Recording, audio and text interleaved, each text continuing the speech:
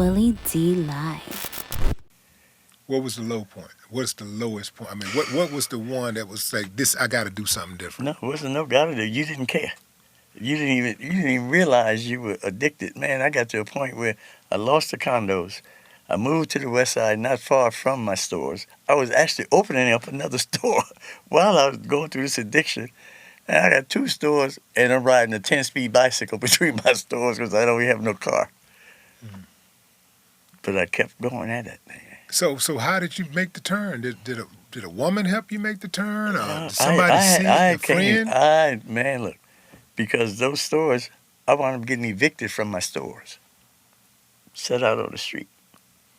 Guy next door, he let me move myself into his place. I opened up the little small location. Then the big store that you all came to, that used to be a church. That was True Vine Baptist Church. And you remember the box of Marvin Hagler? Absolutely, I That was his remember grandfather's church. Marvelous Marvin That's it. Hagler. Yeah. And they had a school Yeah. upstairs, but then they had a fire. And so they left that church. It was boarded up and so on and so forth.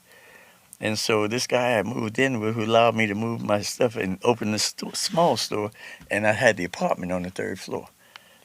Then, me and my two kids' mother, because I had met a young lady during that time, and my Maxine and George Jr. And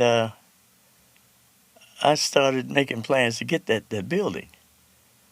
And sure enough, he tried to get me evicted from his place. But eventually I wound up getting into that place, and the neighborhood, from the guys from the pool room, plumbers and carpenters and all, they were just rooting for me, and they came and helped me build that store. And one day, because the Free whole of front charge? was bought, Free of charge? yeah, they came and helped. All I needed was material. And they were there. A friend of mine who was hooked up with the city kept the inspectors away. And he got a friend of his to come and put the lights on for me. So, because it was gutted, and upstairs was gutted, and plumbers and carpenters, all from the neighborhood, man. And then one day we were inside trying to figure out, because the floors was all messed up, whatever, and keep banging on the door. And the Puerto Rican guy, short guy, his name was Alex. I'll never forget him. He said, "I'm looking for George." I said, "George." He said, "Well, Reverend Scott from the big church down the street there, which I know, sent about 5 blocks down. He said, you're a good man, and you need some help, and I can help you." I said, "Well," he said, "well, let me see what you got." And he come in and look. He said, "We could do this." And he told me, tell me what I wanted. And I gave him a kind of outline of what I wanted. And when you came to the store, that's what he did, even with the whole glass front and stuff.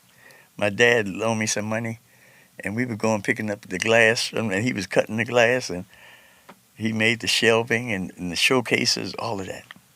And how did you get the money for the inventory?